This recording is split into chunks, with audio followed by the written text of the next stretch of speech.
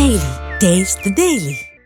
ఆంధ్రప్రదేశ్లో రాబోయే 4 రోజులు విస్తారంగా వర్షాలు కురుస్తాయని వాతావరణ శాఖ తెలిపింది.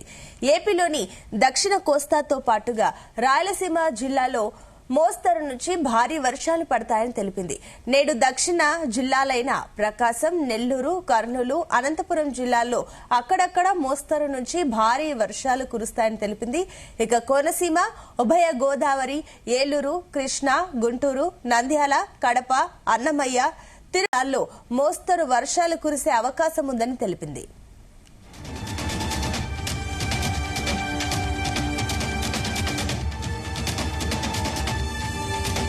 ఇదే అంశానికి సంబంధించి మరిన్ని డీటెయిల్స్ మా కరెస్పాండెంట్ శ్రీను అందిస్తారు. Srinu, good morning. Good morning Sunitha. Andhra Pradesh లో రాబోయే 4 రోజులు కూడా భారీగా వర్షాలు కురిసే అవకాశం ఉందంటూ వాతావరణ శాఖ అయితే తెలియజేయడం జరిగింది. ఏపీలో దక్షిణ కోస్తాతో పాటు రాయలసీమ జిల్లాల్లో కూడా మోస్తరు నుంచి భారీ వర్షాలు కురిసే అవకాశం ఉందంటూ కూడా ఐఎండీ అయితే తెలియజేయడం జరిగింది. అయితే దక్షిణ జిల్లాలో అయినటువంటి ప్రకాశం, నెల్లూరు, కర్నూలు, అనంతపురం జిల్లాల్లో అక్కడక్కడ మోస్తరు వర్షాల నుంచి భారీ వర్షాలు కురిసే అవకాశం ఉందంటూ కూడా వాతావరణ శాఖ అయితే తెలియజేయడం జరిగింది. అయితే ఇప్పటికే విశాఖలో కూడా భిన్న వాతావరణ పరిస్థితులు అయితే నెలకొంటూ ఉన్నాయి.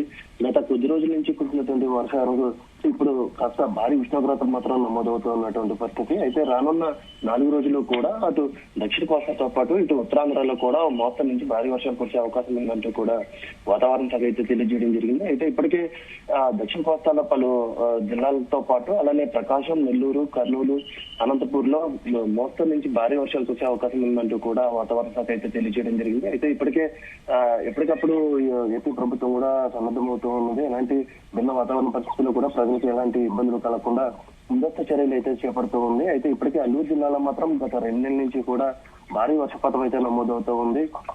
అక్కడ ఎక్కువగా కొండ చర్యలు విరిగి పడడంతో అక్కడ ప్రజలను అప్రమత్తం చేస్తూ ఉంది ఎప్పటికప్పుడు ఏపీ ప్రభుత్వం. అలానే గత కొద్ది రోజుల నుంచి కూడా ఏపీలో విస్తారంగా అల్పపీడనాలతో పాటు అల్ప ద్రోణులు కూడా ఏర్పడుతున్నటువంటి పరిస్థితి. ఈ నేపథ్యంలో ఏపీ ప్రజలు భిన్న వాతావరణ పరిస్థితులు అయితే నెలకొంటున్నటువంటి పరిస్థితి.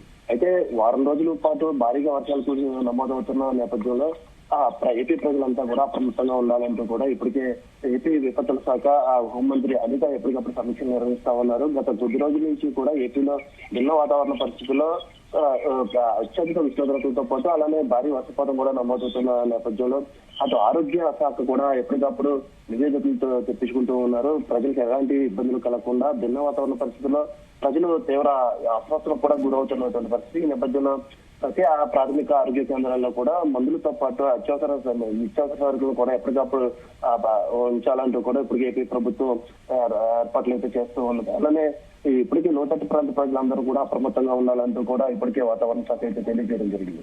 అలాగే మత్స్యకారులు కూడా ఈ 2 రోజుల పాటు వేటకు వెళ్లొద్దంటూ కూడా వాతావరణ శాఖ అయితే తెలియజేయడం జరిగింది. అలాగే సముద్రం వెంబడి ఇప్పటికే ఈదురుగాలు కూడా వీస్తున్నటువంటి పరిస్థితి. అయితే మత్స్యకారులు కూడా ఎప్పటికప్పుడు అలర్ట్ గా ఉండాలి. ఎవరైనా వేటకు వెళ్ళి ఉన్నటువంటి వారైతే వారిని తిరిగి రావాలంటూ కూడా వాతావరణ శాఖ అయితే తెలియజేయడం జరిగింది. అలానే అటు శ్రీకాకుళం, విజయనగరంలో కూడా భారీ వర్షపాతం నమోదవుతా ఉంది. అక్కడ కూడా ప్రజలంతా అప్రమత్తంగా ఉండాలంటూ కూడా వాతావరణ శాఖ అయితే తెలియజేయండి. అయితే ఈ విశాఖలో మాత్రం భిన్న వాతావరణ పరిస్థితులు నెలకొంటా ఉన్నాయి.